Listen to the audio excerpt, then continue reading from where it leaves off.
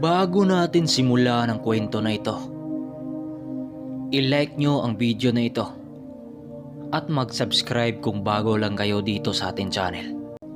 Habang kumakain silang tatlo doon sa kubong dinalhan ni Omar sa kanila, bigla silang natigilan nang mayroong magwika sa kanilang likuran ng boses na isang lalaki. "Omar, dito ka lang pala eh. Hanap kami ng hanap sa'yo doon sa sabungan. Yun pala, umuwi ka nang hindi nagpapaalam." "Teka, kamag-anak mo ba yan?" Wika ng isang lalaki sa pagkakaalam niya ay kaibigan yun ni Omar. "Hindi pre, bagong kaibigan ko sila. Kapwa natin mananabong din," sagot naman dito ni Omar. Habang silang dalawa ni Tandang Duming, pinili na lang nilang binati ang kaibigan nitong si Omar. "Kain ho tayo, Noy. Inimbita kasi kami nitong si Omar dahil may handaan daw dito. Hindi na rin kami nakakatanggi."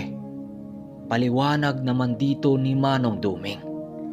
Habang itong sinuli naman, halos mahihiya pa itong kumakain. Pagkatapos nilang kumain, inaya pa silang uminom ng alak nang siyang tinatanggihan naman nilang dalawa. Mag-aalas 3 na kasi ng hapon at maglalakbay pa sila patungo sa kabundukan. Hindi naman sila pinilit nitong si Omar dahil naintindihan din naman ito na malayo nga ang kanilang lakarin. Kaya't pinili na lang nilang mag-usap kasama na dito ang kaibigan ni Omar. Habang nag-uusap sila sa bago nilang kaibigan, napawika naman dito ang kaibigan ni Omar ng, "Manong, ano ho yung nasa loob ng sako nyo? Medyo may dugo kasi." Wika ng lalaki. Sasagot pa sana si Manong Duming, subalit biglang sinagot ito ni Omar ng, "Nako Soy, di mo ba alam na bihag nila yan sa sabo? At alam mo ba kung kaninong manok ang itinari niyan?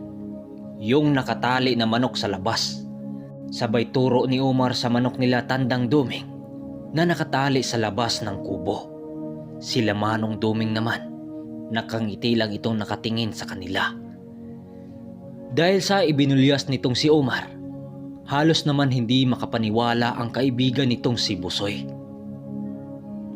na yun ang manok nilang ginamit doon sa sabong. "Mar, baka naman pinagluloko mo lang ako eh," wika ng kaibigan ni Omar. Para maniwala ang kaibigan ni Omar, sila Nuli at Manong Duming na ang naglahad dito para naman hindi na yun magtatanong pa. Napawika naman ito ng, "Kung ganun Manong, napakabinis nyo naman sa araw na ito. Di ko akalaing Bisaya na manok nagpapanalo sa laban," wika nito. Maya-maya pa, bigla namang naiba ang kanilang usapan nang magtanong si Manong Duming tungkol sa magulang ni Omar. Sinabi naman ito na yun nga, ang kanyang ama ay isang retired na doktor at isang sabungero. Ayon dito, maliit pa siya ay naaliw na rin siya sa mga manok ng kanyang ama. Nagaya din siya sa kanyang tatay na isa ding sabungero. Pero nung maglahad ito patungkol sa ina nito, sinabi nito na ang kanyang ina ay nakaratay na lang ito dahil sa isang sakit na hindi nila matukoy-tukoy. Maraming manggagamot na rin ang kanilang nilapitan para magamot ang sakit ng kanyang ina. Magamat doktor ang kanyang ama, hindi pa rin nalaman kung ano ang sakit ng taglay ng kanyang ina.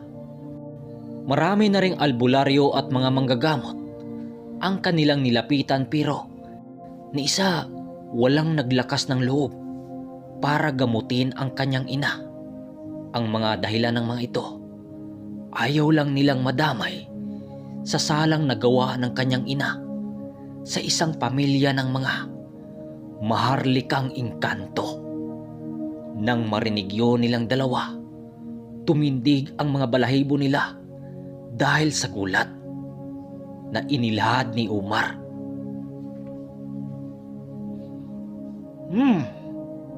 Maharlika ng mga engkanto. Hindi nga basta-basta ang lahi na yan.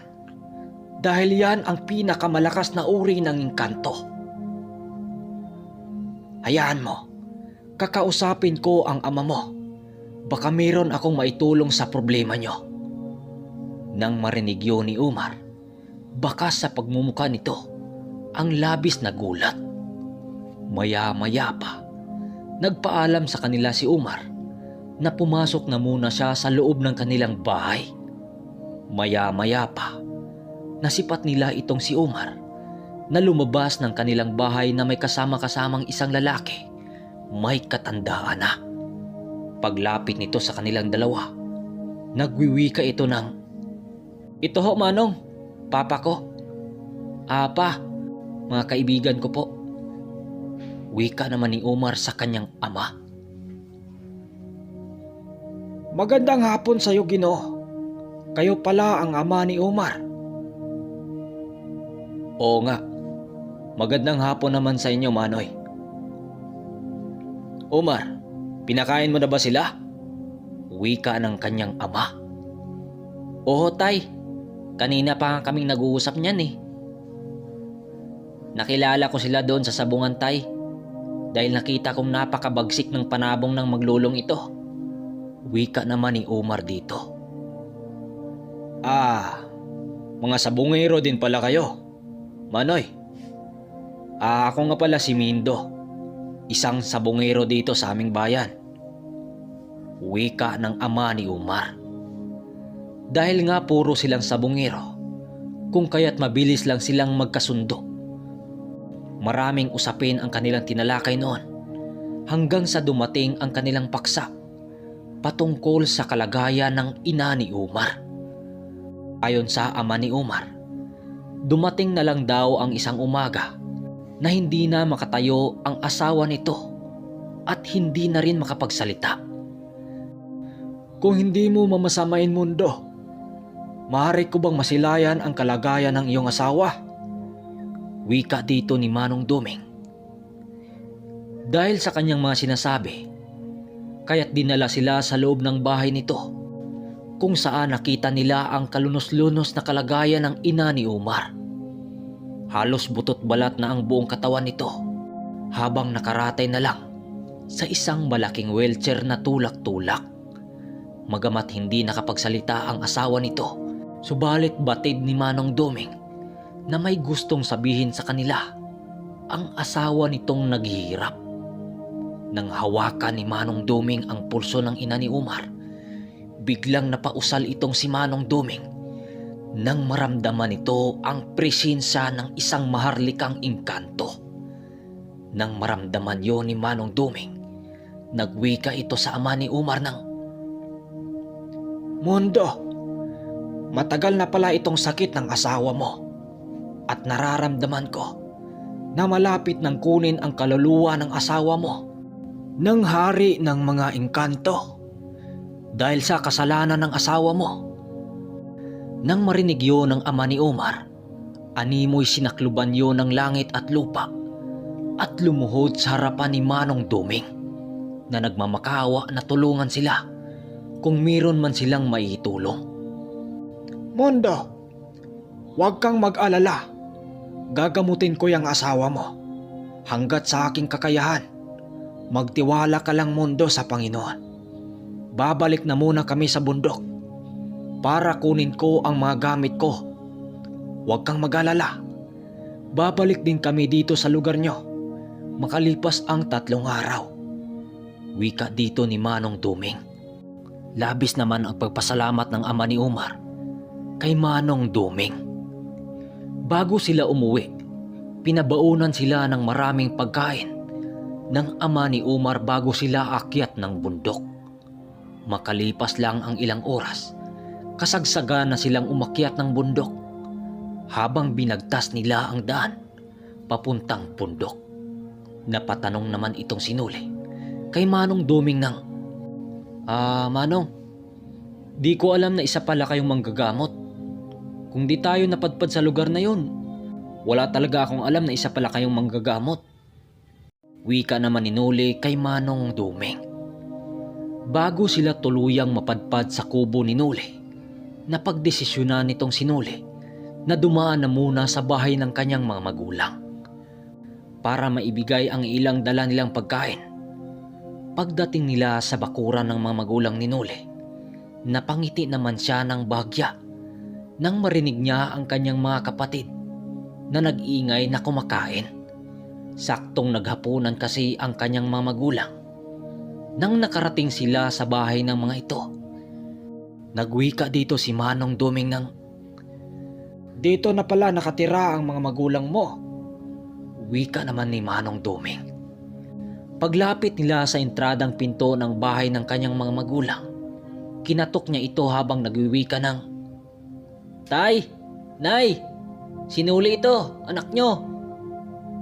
Nang marinig yun ng kanyang mga magulang sa loob, kaagad naman silang pinagbuksan ang pinto at dali-daling sinalubong itong sinuli ng kanyang mga kapatid at kanyang ina. "Oh, Noli, ikaw pala. Mabutit nakadalaw ka dito, Noli. Matagal ka na rin naming hindi nakikita simula nang umalis ka sa pamamahay na ito." Wika ng kanyang inang umiiyak. Maging ang kanyang ama, napapayakap din sa kanya kahit nung una galit na galit ito sa kanya. Habang nagyayakapan silang magpamilya, si Manong Duming naman, ngumingiti lang yon habang nagwiwika ng, Pwede bang makasali dyan? nang marinig yon ng pamilya ni Noli, biglang naantala ang palabas nang marinig nila ang boses ni Manong Duming. "Noli, di mo sinabi sa amin na may kasama ka pala," wika ng kanyang ama. Kaya naman pinapapasok sila ng mga magulang ni Noli, kasama na dito si Manong Duming. Pagpasok nila sa loob, nang tinamaan ng gasira ang pagmumukha ni Manong Duming, napawika ang kanyang ama dito ng, "Ermitanyong Duming? Ikaw ba yan?" wika ng kanyang ama at lumapit para yumakap dito. Ang bilis lang ng panahon, Luisito. Ang liit mo pa nung una, nang iniligtas kita sa pamilya ng mga aswang. Ngayon, kasakasama ko na tong anak mo. Wika naman dito ni Manong Duming. "Di ko akalaing sa tagal ng panahon, Ermitanyong Duming, buhay ka pa pala. Paano nagkatagpo kayo nitong anak ko sa bundok? Ang alam ko, umalis ka sa bundok na yon, di ba?" Wika naman ng ama ni Noli. Nakita ko sa lumang kubo ng ama mong si Apolonio ang batang ito. Teka, ba't pinili ng batang itong manirahan sa bundok na mag-isa? Sagot naman dito ni Manong Duming. Dahil sa usapan ng dalawa,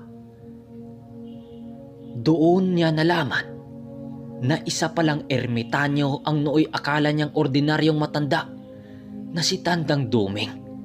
"Anak, isang ermitanyo itong si Tandang Duming. Sa mga hindi nakakaalam sa mga ermitanyo, ito yung mga taong nagtatanga ng malalakas na aral sa kanan, maging sa kaliwa. Bukod pa dyan, nagtatangan din yon ng mga malalakas na mga mutya at agimat nang siyang kinakatakutan ng mga aswang at mambabarang umangkukulam. Maging mga dibinong diwata at mga engkantong itim, pinapaluhod lang ng mga ermitanyo nang walang kahirap-hirap. Halos madigas sa gulat itong sinuli ng mga inilahad ng kanyang ama patungkol kay Ermitanyong Duming.